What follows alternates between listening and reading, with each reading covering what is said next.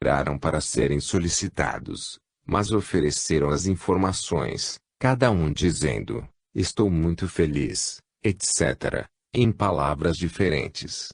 Imediatamente após a sessão, um assistente que, evidentemente, demonstrava ser sua nova experiência, exclamou: olha aqui, todos esses espíritos dizem que estão felizes.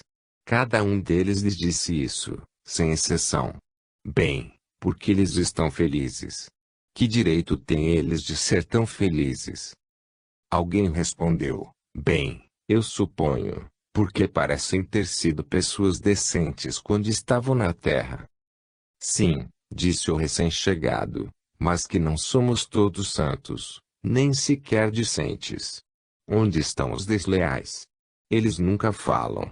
E se o fazem, todos eles cantam: estou muito feliz. Ninguém parecia capaz de lhe responder de forma satisfatória. Eu mal o conhecia e me senti um pouco desconfiada sobre a introdução para o que teria forçosamente sido uma descrição prolixa das minhas próprias experiências sobre o assunto. Mas tenho a certeza de que é uma pergunta que muitas pessoas devem ter perguntado: onde estão os patifes, os profundos patifes, os patifes parciais e os patifes amáveis, que são apenas podres, porque eles não têm uma filosofia espiritual que é forte o suficiente para apoiá-los nas tentações e lutas da vida na Terra. Essa tem sido a minha experiência triste e dolorosa ao visitar, durante o sono, alguns dos planos mais baixos, especialmente onde estão as pobres almas equivocadas que cometeram suicídio. Eu não estou me referindo agora ao homem que está temporariamente fora de sua cabeça por doença mental ou ansiedade, mas do homem que deliberadamente ignora a dor e o sofrimento que ele vai provocar em todos aqueles que estão ligados a ele, e recusando-se a assumir as suas responsabilidades por mais tempo, as joga fora, como ele pensa, livrar-se delas, com o fim de sua vida física por suas próprias mãos, apenas para descobrir que ele não se livrou de nada, nem terminou com a sua vida, mas só precipitou-se em outra condição de existência. Oh, a diferença entre a esfera para a qual se vai, e os planos felizes que descrevi para você. Estes planos inferiores são mais escuros. O próprio ar parece cinza. Uma visita a tal lugar permanece em minha mente acima de todas as outras.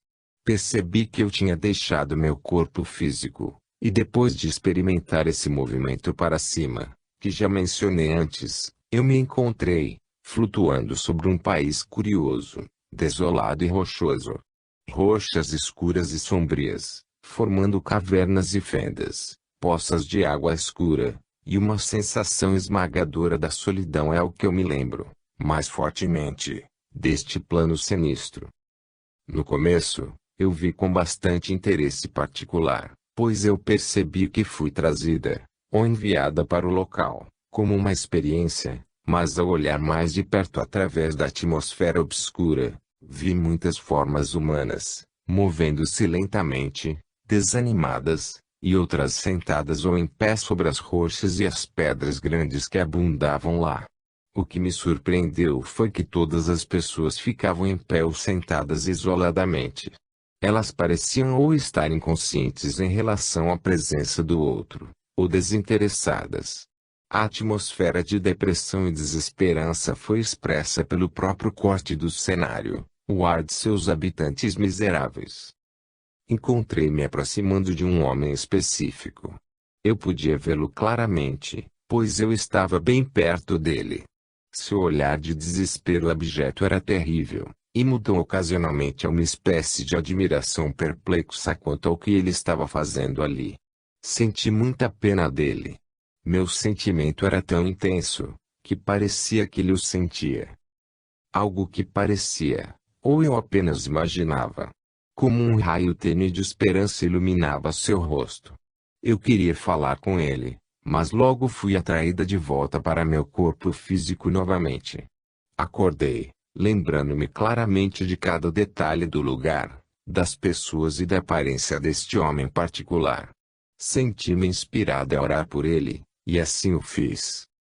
2 dias depois, O Sr. Walter Gibbons veio visitar-me, parecendo muito cansado e exausto. Eu perguntei-lhe qual era o problema. Ele respondeu: eu tive um momento terrível no plano astral durante o sono. Na noite de anteontem, fui levado para o plano onde ocorrem alguns suicídios, e lá vi o meu velho amigo, que se matou no dia anterior, porque ele tinha se metido, tão terrivelmente, em dívida e problemas financeiros.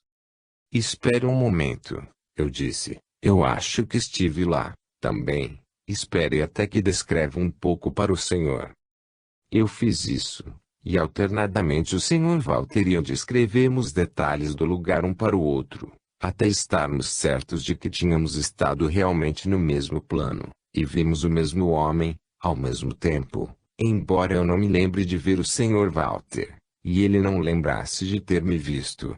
De qualquer forma, nós dois oramos, e pensamos em seu amigo, que, soubemos depois, gradualmente evoluiu para uma condição superior e mais feliz.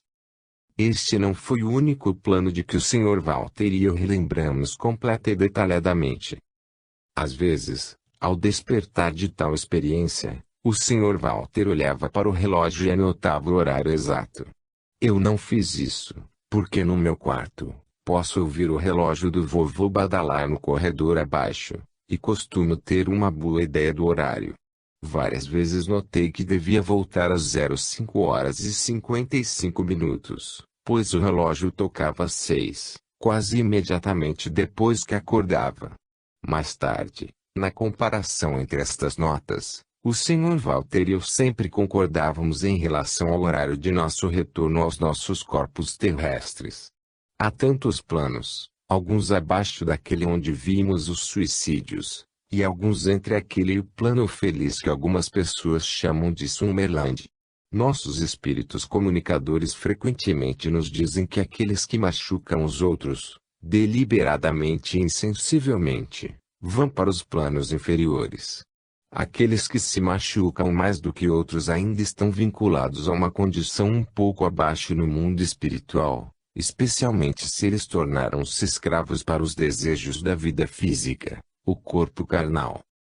Um pecado isolado ou lapso ocasional tem um efeito muito diferente sobre a alma em comparação com a constante e habitual vida na escravidão da carne, a consequente eliminação de todos os instintos espirituais. O poder, então, que um homem terá, a posição que ele ocupará, o lugar onde ele viverá, tudo dependerá do que ele fez de seu corpo anímico na terra. Ele não pode desejar ou escolher onde viverá no mundo espiritual. Ele vai para o lugar que ele se adequou durante a sua vida no corpo físico.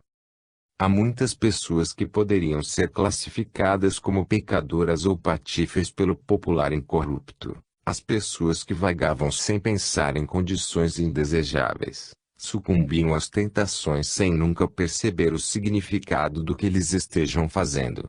No entanto, de muitas outras maneiras, elas podem ser as pessoas mais gentis e mais amáveis que se possa encontrar. Então, alguns de nós somos todos negros, ou todos brancos. Se tivermos equilibrado nossos erros por boas obras e ações amáveis, encontraremos-nos em um plano que seja muito agradável, em nosso sentido terreno da palavra, mas não terá plenos poderes e liberdade na vida espiritual, porque nossos corpos anímicos não estão preparados e equipados para isso. As descrições que me foram dadas dos lugares que ficam entre o plano dos suicidas e do Summerland parecem muito com as condições da Terra, não a Terra no seu melhor, nem no seu pior sentido, mas uma espécie de estado intermediário, nem com as belezas de um nem com a feiura do outro. Uma coisa que eu tenho certeza é que não é tão fácil para aqueles que ocupam uma posição relativamente baixa no mundo espiritual para se comunicar nas condições ordinárias da sessão.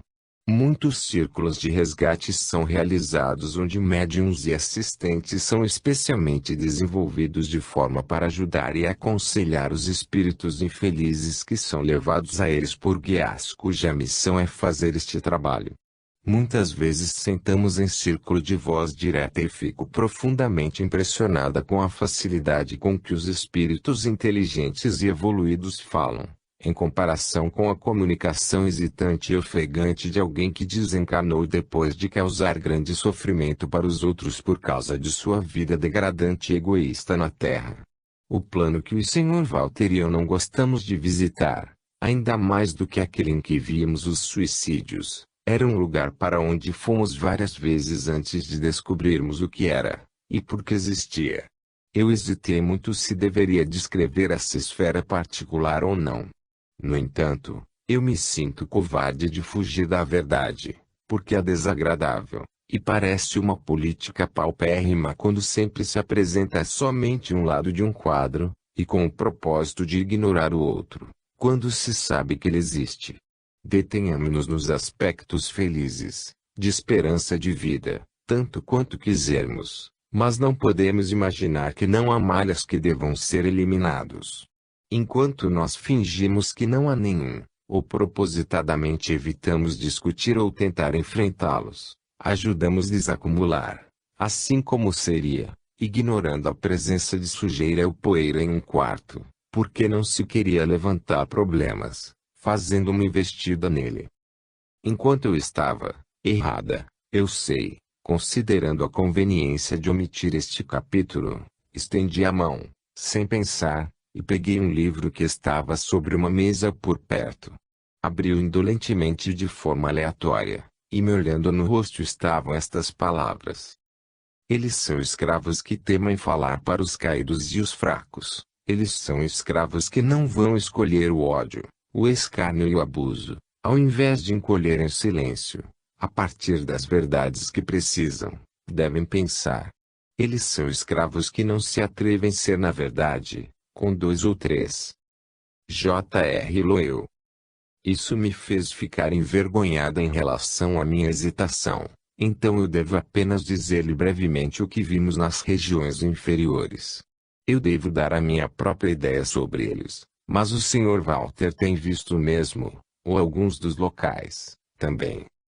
Em minhas primeiras visitas eu estava tão confusa quanto a natureza dos lugares, que eu só trouxe de volta um sentimento de aversão, e uma vaga lembrança de animais de lá. Eu calmamente pensei sobre isso durante o dia, e enviei um pedido mental para os meus guias, ou para quem estava me mandando para esses lugares durante o sono, para que me dessem alguns esclarecimentos sobre o propósito de sua existência. Caso contrário, parecia um desperdício de tempo, se eu estivesse indo lá para ter meus sentimentos atormentados por algo que nem ao menos eu entendia. Durante algum tempo depois não vi esses lugares, e pensei que deveria dar um fim às minhas visitas, pois tinha uma antipatia instintiva em relação a eles, e eu senti que deveria fazer um esforço consciente para controlar esse sentimento em que não pode estar à espreita um elemento de medo, que muitas vezes inibe a verdadeira viagem e experiências fora do corpo. Devo mencionar aqui que tenho notado que as experiências astrais reais ou etéreas são paradas pela relutância ou medo, mas que os sonhos ou pesadelos comuns, do tipo que são causados por indigestão ou alguma outra perturbação física que afeta o cérebro, não são. Na verdade, quanto mais medo, maior o assediado por parte deles. Muitas pessoas já me disseram isso, e as crianças, também. Uma noite, logo depois que percebi este fato, encontrei-me deixando o corpo físico, mas em vez de um movimento ascendente, subindo, tive um sentimento pesado, como se eu fosse forçada a viajar em uma posição horizontal, e de repente me encontrei em uma rua estreita e escura. Eu descobri que poderia apenas ficar de pé agora, como se estivesse me ajustando mais facilmente à atmosfera, mas não queria colocar os meus pés no chão, pois estava coberto de lama e lodo. Edifícios sombrios, como estábulos, amontoados uns contra os outros tão perto, que eles quase se tocaram, deixando apenas espaço suficiente entre eles. Aqui lá havia uma abertura mais ampla, que parecia levar a uma espécie de quintal, em que as portas de alguns dos estábulos estavam abertas. Olhei e vi que o quintal estava lotado de animais, bois, porcos e ovelhas, mortos, e ainda vivos. Eu sabia que eles estavam mortos, Mas eu também podia ver que eles estavam vivos, também. Eles se moveram muito pouco, muitos deitaram no chão. Compreendi imediatamente a partir de sua aparência que tinham acabado de ser abatidos. Eu me recompus com um tremendo esforço.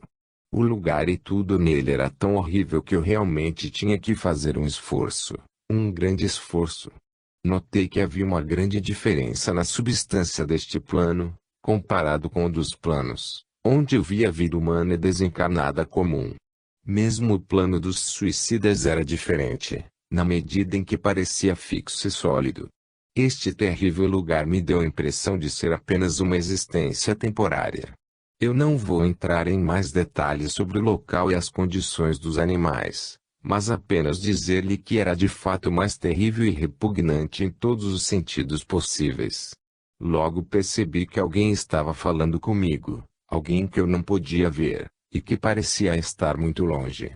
Esta pessoa, que eu depois descobri que era um dos meus guias espirituais, me disse que o lugar estava entre os planos terrestre e o etéreo. Sua miséria era devido ao abate enorme de animais para o alimento que ocorria diariamente. A vida animal é retirada abruptamente, sendo forçada a sair da condição física real e que é muito próxima da Terra, e não é de modo algum parte do mundo espiritual. O que acontece com os animais astrais, eu não sei. Só me mostraram esta cena horrível no lado astral, porque acompanhava toda a matança e dor no lado da Terra. O ar ao meu redor era de um sentimento de terrível medo, sofrimento e ressentimento cego que foi ainda mais tangível do que os edifícios e paredes. Meu guia me disse que era essa terrível sensação de que estava a ser deplorada, não só porque era uma indicação dos sofrimentos que estes animais miseráveis tinham experimentado, mas porque afetou a atmosfera mental e espiritual da Terra, e teve um efeito negativo sobre a vida humana e o progresso. Agora, até pouco tempo atrás eu era uma comedora de carne.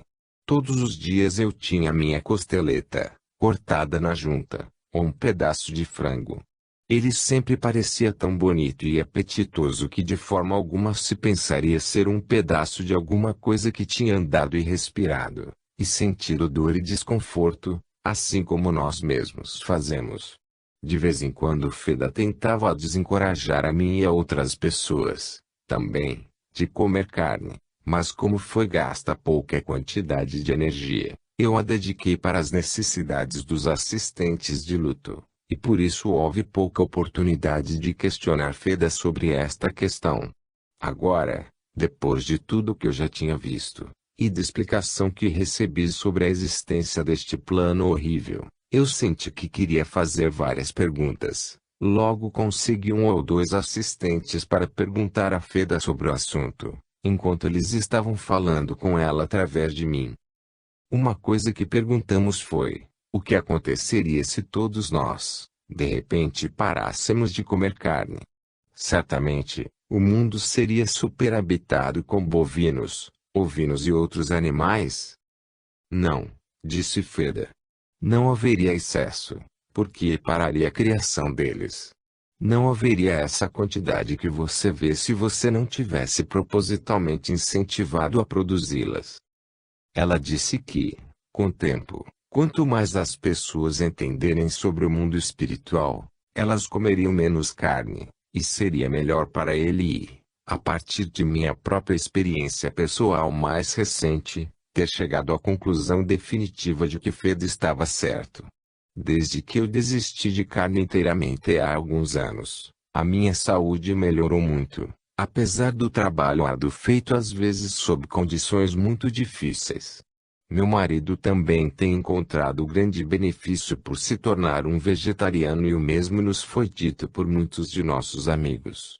Minha mente está clara, e eu sou mais aberta para a orientação espiritual direta do que eu costumava ser. Você não deve pensar que todos os animais que morrem ou que são colocados para dormir, vão para tais lugares como descrevi.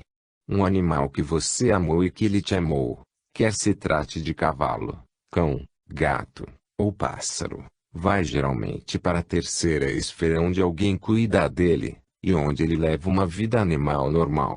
exceto que ele não se reproduz como na Terra, e é ainda trazido para vê-lo, às vezes, quando você está ainda na Terra. Eu sei que você vai conhecer seus animais de estimação, os companheiros de animais que você tem amado.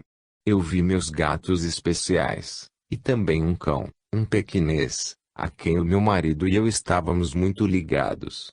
Parece que os animais que amam e são amados alcançam direitos espirituais e têm uma pós-vida no mundo espiritual, assim como nós.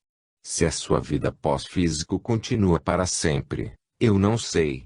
Duvido que eles continuem eternamente em forma de animal, mas eles certamente vivem por um tempo considerável na forma que amávamos e pelas quais o conhecíamos, e, graças a Deus, eles vão morar com a gente novamente quando desencarnarmos.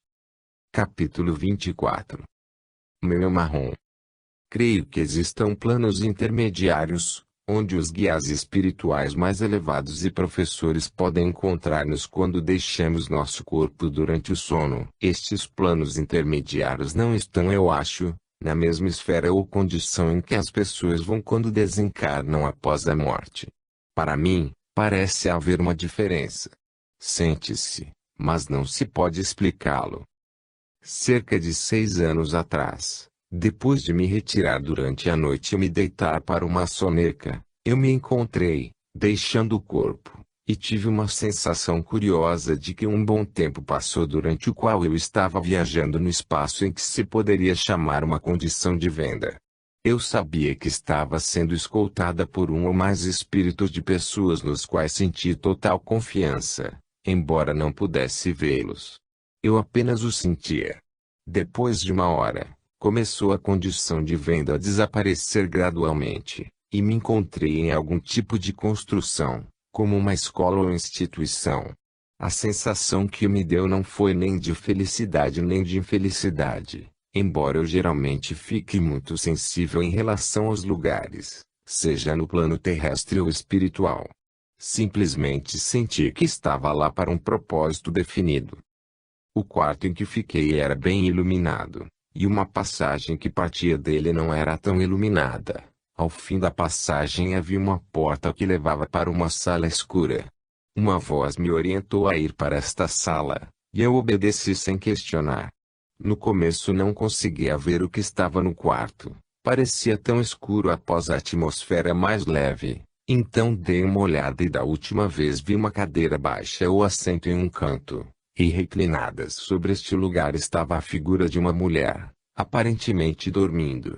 A visão dela me fez sentir uma profunda depressão. Havia algo nela que não era não repugnante, mas triste. Por um lado, tudo nela era marrom. Seu vestido, cabelo, e até mesmo sua pele, eram de um maçante lamacento castanho. Enquanto eu estava lá, senti uma pena enorme dela. Ela parecia estar tão triste, sem esperança, estúpida, desajeitada. Senti tudo isso, e meu coração se encheu de pena por ela. Eu tenho que ajudá-la, pensei. Devo dar-lhe algo da felicidade espiritual, a inspiração e esperança que conheço. Debrucei-me sobre ela, como se faz com uma criança, com a intenção de colocar meus braços em torno dela e derramar todo o incentivo e conselho que eu senti que iria ajudá-la. Quando eu estava fazendo isso, a mulher se mexeu um pouco, e abriu um pouquinho os olhos, e vi, para minha grande surpresa e consternação, que era eu mesma. Foi como se eu estivesse olhando para mim em um espelho muito sujo e escuro. Foi um choque terrível e eu fiquei paralisada, sem saber o que fazer ou dizer. Oh, pobre coisa feia! Foi o único pensamento em minha mente. Depois de olhar para ela durante um tempo que parecia uma eternidade, ouvi uma voz, embora eu não pudesse ver o interlocutor. Era uma voz ressonante e profunda, como uma nota de órgão. Naquele momento, cada palavra e cada pequena inflexão da voz ficou profundamente gravada na minha mente, mas agora só lembro que essa voz me disse que a morena, como sempre a chamava em minha mente, era o meu eu inferior, e que a minha mediunidade, a minha associação com entidades superiores, e as vantagens que eu tinha com o desenvolvimento de minhas faculdades psíquicas, não tinha trazido a melhora espiritual e ética no meu eu carnal. Parece que muito é esperado daquele que é ajudado pelos guias, e que desenvolve o poder de viajar e ver os planos espirituais de primeira mão, além do privilégio de poder conversar e ver aqueles que desencarnaram. Nem poderia imaginar que quando recebi a ajuda do outro lado em desenvolver-me psiquicamente, eu estava incorrendo em uma grande responsabilidade, para a qual devo, em algum momento, prestar contas. Isto se aplica, eu sei, a todos aqueles que, embora ainda vivendo no corpo físico, estão ansiosos para se comunicar com os seus entes queridos que já desencarnaram. Não é apenas uma questão para saber se podemos estabelecer uma comunicação, seja através de um médium ou diretamente, mas o que isso fará por nós, ou o que permitiremos que o conhecimento faça de nós. Sim, o privilégio de nos comunicarmos, nos traz uma grande responsabilidade espiritual e moral, da qual não podemos, nem devemos fugir. Tudo isso me foi dito por um longo tempo pela voz. Eu não tinha a menor ideia a respeito do assunto que me surgia à mente. Na verdade, foi tudo um grande choque para minha autoestima, porque me orgulhava de cuidar do meu poder, usando-o para ajudar os outros. Entretanto, disseram-me que não era o suficiente, pois ainda havia muito egoísmo e vaidade, e intolerância, aliada à resistência, quando algo muito desagradável tivesse que ser realizado, ou qualquer outro detalhe que me fizesse impopular. Oh, a voz certamente coloca-me além disso. Cada fragmento de minha autocomplacência não diminuiu em nada diante da verdade. Nunca me passou pela cabeça me rebelar ou negar algo. Depois do primeiro choque, decidi, mesmo enquanto a voz estava falando, que eu levaria o meu eu inferior ao retornar ao meu corpo físico. Olhei de novo para a figura da mulher de marrom formada definitivamente em minha mente. Pensei ter visto uma ligeira luz ou um clareamento da sombra deprimente e lamacenta e gradualmente ela se derreteu diante dos meus olhos, quando eu estava tomando consciência de ter me afastado do lugar, para baixo e de volta à terra, embora a voz ainda se mantivesse ao meu lado, enumerando baixinho quais eram os meus defeitos, e tudo que eu tinha de erradicar. Ao acordar, lembrei-me de cada detalhe do que tinha acontecido, e de cada palavra que me foi falada. Não era realmente como um despertar de um sono, mas como se tivesse passado de uma sala a outra. Normalmente, não há um período de inconsciência entre a saída do estado espiritual e a reentrada no físico, pelo menos, não senti nada. Deitei-me na cama e ponderei sobre a minha estranha experiência, perguntando-me o porquê de ter recebido a lição naquele momento. Pois, eu estava bem acordada, mas com os olhos fechados, ouvi a voz mais uma vez, me dizendo que minha saúde física estava em uma condição que, embora aparentemente não tão grave, fosse levada a uma crise em que eu deveria precisar, não somente da ajuda de meus amigos espirituais, mas do meu próprio eu superior, o que era ainda mais importante. Pouco depois disso, tive a infecção dos meus dentes, quando a senhorita MacGregor me deu uma ajuda esplêndida, como já relatado em um capítulo anterior. Percebi agora que se tivesse ignorado a lição da qual me haviam passado, e me recusasse a prosseguir com o meu desenvolvimento espiritual em linha, ou até mesmo antes do progresso psíquico que havia feito, eu não poderia ter recebido a ajuda de meus guias e amigos espirituais, tanto através da senhorita MacGregor, como também de outras maneiras. Evidentemente, é preciso ser capaz, como um desejo, de receber ajuda de fontes mais elevadas. A propósito disto, um incidente engraçado, mas patético, ocorre à minha mente. Nos primeiros dias da Grande Guerra, um pai de luto me visitou com a esperança de se comunicar com seu único filho que foi morto recentemente na frente. Pai e filho tinham sido evidentemente devotados um ao outro, e pareciam estar perdidos efetivamente um sem o outro.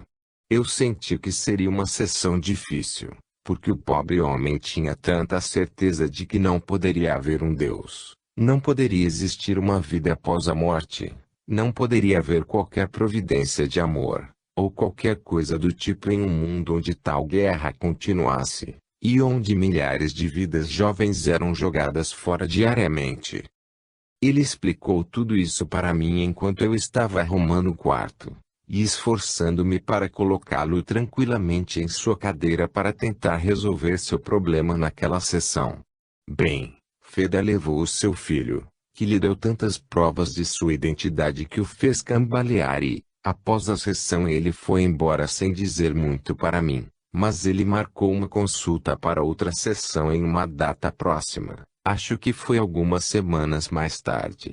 Após esta segunda sessão, ele me disse que tinha recebido tantas provas que ele teve agora a certeza de que era seu filho, que havia se comunicado com ele, e quem lhe mostrou que ainda o amava, estava perto dele às vezes, e aguardava com expectativa o momento de estarem juntos novamente. Ele disse que já não podia duvidar ou da sobrevivência propriamente dita, ou da possibilidade de comunicação. Fiquei muito feliz, pois particularmente me senti triste em relação a este homem. De repente, ele jogou o caderno violentamente em cima da mesa, e começou a andar de um lado para outro da sala. Ele retirou a mão da testa e com um gesto confuso gritou, droga! Sabendo desta nova verdade sobre a vida futura, e meu filho e outros me vendo e sabendo o que estou fazendo, tudo vai ser um incômodo infernal para mim, o que vai revolucionar a minha vida empresarial. Eu não posso continuar conduzindo as coisas do modo antigo, me envergonharia. Sim, caramba, isso vai me dar algum problema.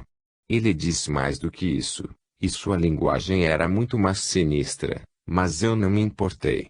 Percebi que essa ebulição em relação ao seu senso de responsabilidade era realmente o resultado de seu grande alívio e alegria em encontrar o rapaz novamente. Em outras palavras, este agnóstico difícil foi entendido em 2 sessões curtas, a lição que me levou vários anos de intenso estudo e desenvolvimento para aprender. Capítulo 25. Fenômenos físicos.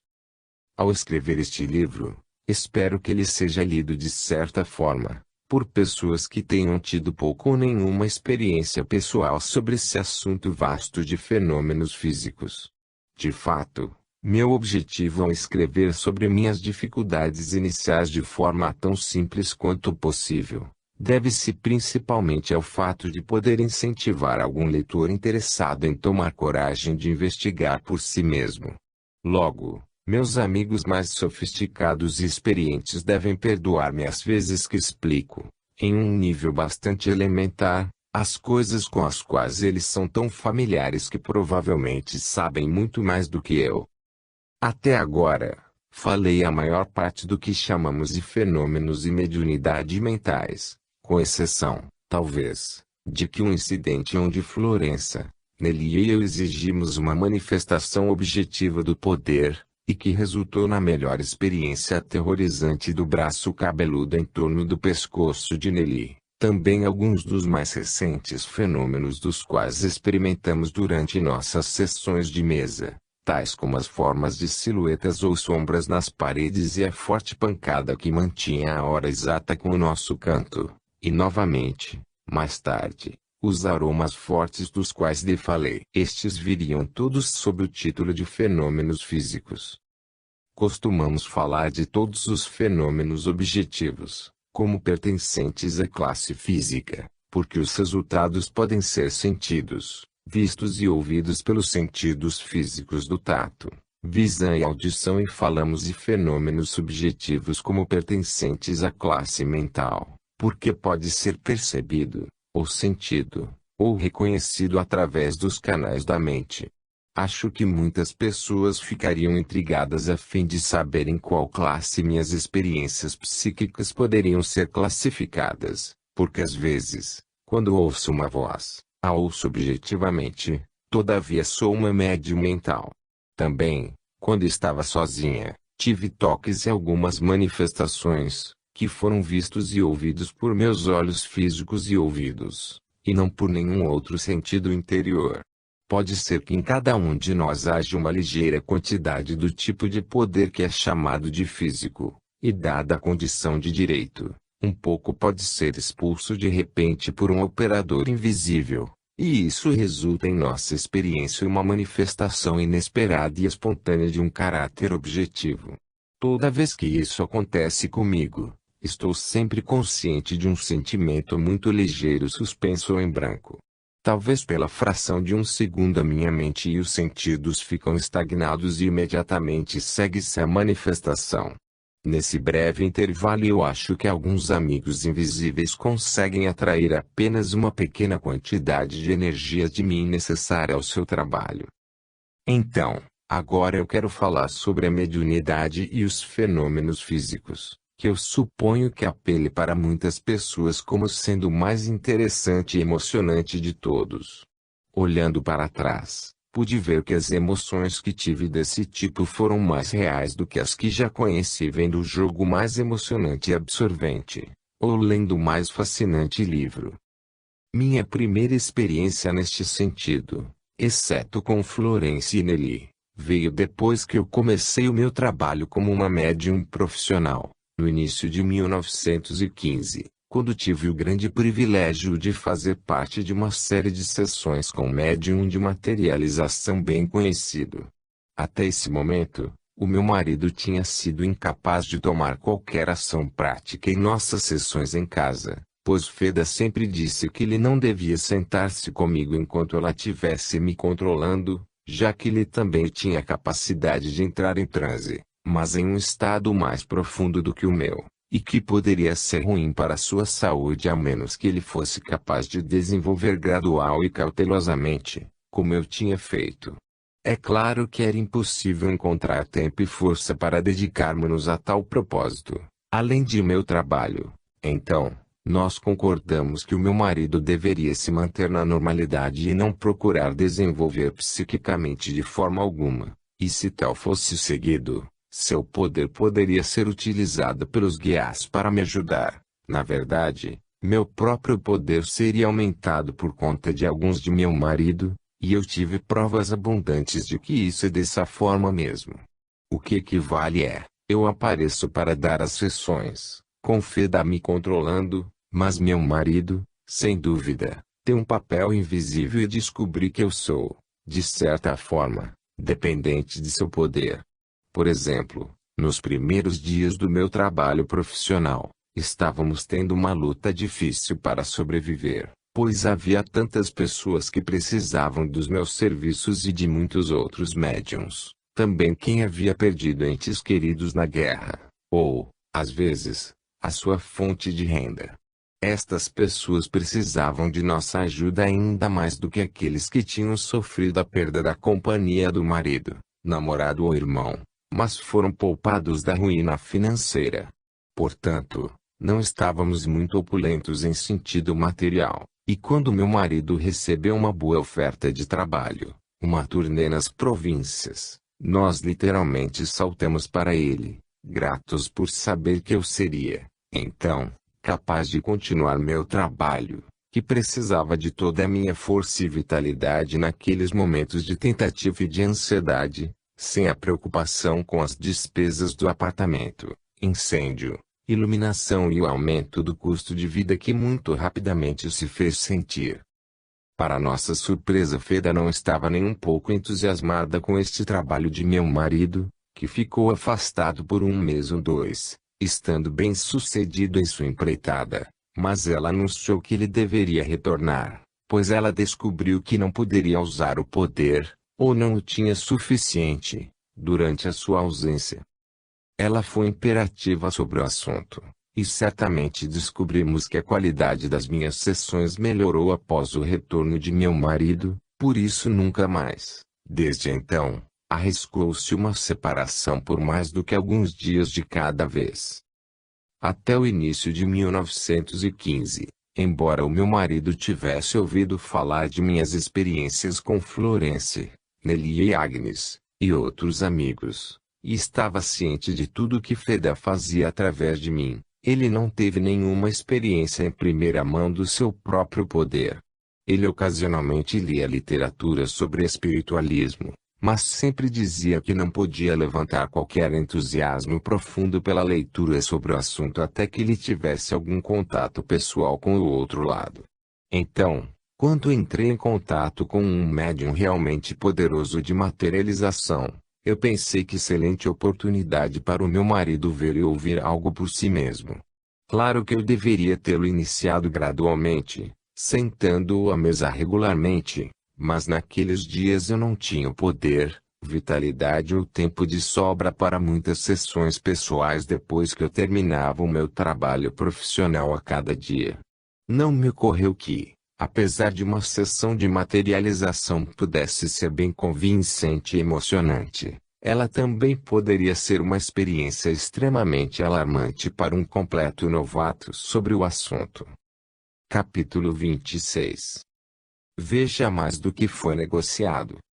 Cerca de uma dúzia de nós, reunimos-nos como médium em um quarto absolutamente vazio, com exceção de uma cadeira de madeira simples para cada assistente e outra para o médium, uma pequena mesa octogonal, medindo cerca de 80 centímetros de diâmetro, e um par de cortinas de sarja pendurada em um canto da sala, e um par de oblongos pedaços de madeira fina, cerca de 30 por 15 centímetros, pintadas de um lado com forte pintura luminosa, que nos foi explicado, eram para ser utilizados pelos espíritos materializados para manter perto de seus rostos, para que iluminassem suas formas mais claramente. O médium se referia a estas tábuas pintadas como chapas. O piso estava totalmente coberto com linóleo. Todos os assistentes se conheciam, mas eram estranhos ao médium. Nestas sessões os assistentes foram colocados em forma de ferradura, homens e mulheres, alternadamente nas extremidades abertas da ferradura, terminando perto do canto cortinado, no qual o médium sentou-se em boa parte da sessão. O médium deixou o bico de gás bem cheio no início da audiência. Podia-se ler impressões muito pequenas com a luz. A porta estava trancada. O médium agora ficou na frente das cortinas, no interior da ferradura formada pelos assistentes, com a mesinha, cuja presença me intrigou, ao seu lado. Ele nos pediu para darmos as mãos. Os dois assistentes das pontas da ferradura colocaram suas mãos livres sobre as mãos dos companheiros próximos a eles. Foi-nos dito que isto era para fechar o circuito de energia até que se tornasse forte o suficiente para ser usada. O poder magnético criado por este procedimento logo se fez sentir. Era como uma corrente elétrica fraca. Depois de alguns minutos, o médium ficou atrás da cortina, e ouvimos-lo esfregando as mãos vigorosamente e respirando com dificuldade. Mais alguns minutos, talvez uns 8 ou 10 minutos, e de repente ele jogou para trás as cortinas e saiu indo em direção ao círculo. Nós mal o reconhecemos. Eu olhei atentamente para ele para ter certeza de que era a mesma pessoa. Ele parecia estar pelo menos 5 ou 7 centímetros mais alto, com uma forma mais imponente, pode-se dizer imperiosa, quase ditatorial. Ele irrompeu em francês fluente, e um dos assistentes lhe respondeu. Ele explicou que era um médico francês, canadense, que era controlador regular do médium, e ele disse que, como ganhou mais controle sobre o cérebro do médium, ele seria capaz de usar mais o seu idioma, o que, de fato, aconteceu, e ele falou em um inglês deficiente, facilmente inteligível para todos nós, mas ainda mantendo uma personalidade muito diferente daquela do médium em seu estado normal. Ele instruiu a assistente que estava sentada na ponta do lado esquerdo da ferradura, a liberar a mão esquerda e jogá-la para fora em direção a ele. Ela fez isso, e todos nós pudemos ver um fluxo de matéria cinza pálida, como neblina ou vapor de uma chaleira, escorrendo de seus dedos. Tinha forma de barras, cerca de uma passada longa e 2,5 cm de espessura. O médium estendeu cuidadosamente as mãos em direção às extremidades das hastes, e parecia tentar persuadir o material cinza para vir em sua direção. distanciando-se da assistente. As hastes um pouco finas, já que ele induziu-as a estenderem-se, e depois de alguns minutos o controlador francês disse, falando através do médium de novo: Não, não está forte o suficiente. Enlacem as mãos para cima, e fechem a energia novamente. Os assistentes obedeceram durante alguns minutos, durante o qual a corrente elétrica se tornou tão forte que algumas das mãos dos assistentes foram puxadas para cima e para baixo. Não conseguia mantê-las firmes. A assistente posicionada na ponta foi instruída a estender a mão ao médium, como antes, e desta vez a vara de material de vapor era muito mais grossa e mais longa. O controlador manifestou sua satisfação, e começou o movimento de desenho novamente. Ao direcionar a substância cinzenta para si mesmo, ele parecia esfregá-la vigorosamente em seu peito, e em seguida, ele jogou enrolos em volta do pescoço. Pudemos ver estas bobinas em torno do pescoço e dos ombros por alguns segundos e, depois, eles pareciam estar absorvidos em seu corpo. Esta operação durou vários minutos. Ele, então, colocou os dedos de uma mão levemente no topo da mesinha, instruindo a assistente da ponta a colocar a mão esquerda sobre ela também. Ela assim o fez, e a mesa subiu vários centímetros no ar, leve e graciosamente. Foi tão alto que a assistente teve que se levantar e segurar seu braço o mais alto possível, a fim de manter os dedos em cima dela. Foi muito curioso assistir, em meio a uma luz brilhante, uma mesa no ar, sem qualquer tipo de apoio sob ela. Um fenômeno simples, mas muito marcante e convincente. O controlador, em seguida, disse aos assistentes que ele iria dar-lhes uma ilustração do que aconteceria se eles soltassem as mãos, e quebrassem a corrente de energia durante a sessão. Ele pediu a um assistente no centro da ferradura para desvincular-se, e imediatamente a mesa caiu no chão. Os assistentes uniram-se de novo durante alguns minutos e a assistente da ponta foi instruída a expulsar o gás, que estava próximo a ela, após o médium ter se retirado de trás das cortinas e sentado na cadeira de madeira. Estávamos agora quase na escuridão, exceto por uma luz vermelha que queimava no alto de um canto da sala. Tínhamos sido instruídos a cantar baixinho, de modo a tornar as vibrações que pareciam ser necessárias em todos os círculos de fenômenos de materialização ou voz direta. Prometemos não decepcionar por ser opressivo e silencioso, e entrar em ação, pensando em todas as músicas possíveis, de modo a não ter longas pausas entre elas. Eu acho que todos nós tivemos a sensação de ter que esperar algum tempo antes de qualquer coisa acontecer. E eu sei que o meu marido teve uma ideia de que se ele realmente visse algo nessas condições seria de uma forma muito vaga, provavelmente a uma distância que ele não seria capaz de examiná-lo de maneira alguma. Imagine, então, a nossa surpresa, quando as cortinas foram rapidamente postas de lado e alguém saiu, pegou uma das placas iluminadas, ou lousas, e virou o lado iluminado para si mesmo. O que significa que todos nós poderíamos ver claramente uma forma muito alta de um indiano, cerca de 2,15 metros de altura, vestido com um robe lindo, com um turbante alto e uma espada ao seu lado. Suas vestes pareciam ser compostas de muitos metros de material, parte dela era branca e pendurada em pesadas dobras de seu ombro.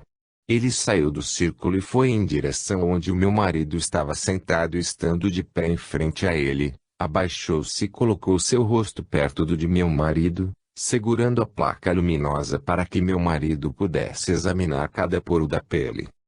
Lembro-me de que, fiel às nossas instruções, nós estávamos cantando Annie e Laure baixinho, mas com entusiasmo.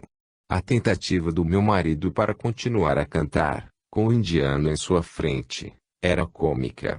Seus dentes batiam tão alto que podíamos ouvi-los mais do que o canto. Ele nos disse mais tarde que nunca havia entendido o significado de o seu cabelo ter ficado em pé, mas agora ele disse que sentiu seu cabelo aumentar rigidamente em sua cabeça. Foi diferente de tudo o que ele esperava. Após um minuto ou mais, o interesse superou o seu medo. Ele olhou fixamente para o rosto do indiano. E pode ver, como eu vi depois, as pequenas veias avermelhadas em seus grandes olhos amendoados que ele gentilmente girava. Assim meu marido pode examiná-los. Em seguida, o indiano, cujo nome ouvimos mais tarde, Abdullah, aproximou-se de mim, e permitiu-me examiná-lo de perto. E foi realmente difícil perceber que este bonito e digno oriental, cuja roupa teria agraciado a produção do extremo oeste de, digamos, Xuxinchou, ou Kismet, estivesse lá no meio de nós, aparentemente tão sólido quanto nós mesmos, e ainda assim, sabíamos que ele desapareceria novamente em pouco tempo. Logo, ele começou a derreter. Esta é a única palavra que eu consigo pensar para descrever o processo pelo qual ele desapareceu gradualmente em frente aos nossos olhos. Foi exatamente como segurar cera na frente de um fogo, mas não havia nada deixado depois. Várias outras formas saíram do armário, uma de cada vez, às vezes, tão rapidamente que se questionava como elas tinham conseguido poder e se moldar ao corpo etéreo e ficar temporariamente visível aos nossos olhos terrenos, porque é o que acontece em uma sessão de materialização. É claro que, ao dizer isso, eu estou tentando descrever uma operação complicada para você em poucas palavras, pois a quantidade é grande para fazê-lo. Ao todo, cerca de uma dúzia de formas mostraram-se. Homens e mulheres, jovens e idosos, crianças, e também um cãozinho que pertencia a uma das assistentes, e que ficou tão feliz em manifestar a sua dona, e muito mais animado com isso, a julgar por seus fungados e latidos ofegantes e bruscos, do que até mesmo os espíritos humanos. Os últimos expressaram sua felicidade ao serem capazes de mostrarem-se de forma tangível para os seus amigos na Terra. Mas sabia-se que eles estavam mais ansiosos sobre o sucesso de seus esforços do que estava o cãozinho. A proprietária do cão sentou-se ao lado de meu marido, e quando o cão correu para ela, ele colocou suas duas patas dianteiras sobre o seu joelho e suas duas patas traseiras estavam descansando no pé do meu marido, que disse depois que o peso do cão era quase o mesmo que um cão dessa raça, que era um pequinês, pesaria em seu corpo físico. Tivemos um pequinês que muitas vezes ficava em apenas um pé a fim de escalar até o joelho de alguém. Poucos minutos depois, outro espírito foi materializado por outro assistente à minha esquerda. Como estávamos sentados em um semicírculo eu só conseguia ver o perfil do espírito, mas reconheci-o por meio de uma fotografia que sua esposa havia me mostrado. Notei que ele usava roupas à moda antiga, um casaco preto, camisa branca engomada e gravata preta. Uma mulher sentada do meu lado direito me cutucou e sussurrou: "Olhe, não é um espírito, é o médium vestido." Eu reconheci o casaco pela parte de trás, e seu colarinho também. A barba, a camisa e o casaco preto estão pendurados na sua frente. Ela insistiu nisso, o que me deixou chateada e preocupada. Em silêncio, enviei uma oração para que alguma luz pudesse ser lançada, pois eu mesma achei que a parte de trás do casaco parecia diferente da parte da frente.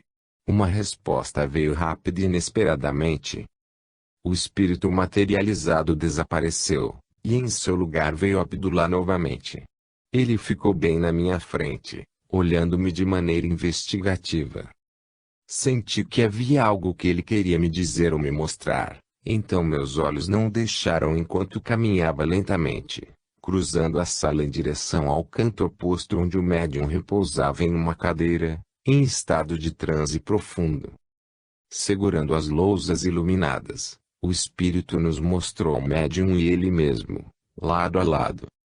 Quão feliz e aliviada eu fiquei. Infelizmente, a sessão encerrou logo depois. Eu acho que é difícil a atmosfera mental, que havia surgido através das dúvidas, não somente minhas, mas também dos outros assistentes foram responsáveis por interromper a sessão, mais cedo do que era habitual, Como percebi durante a longa série de sessões da qual participei mais tarde, aconteceram muitos fatos reveladores para todos.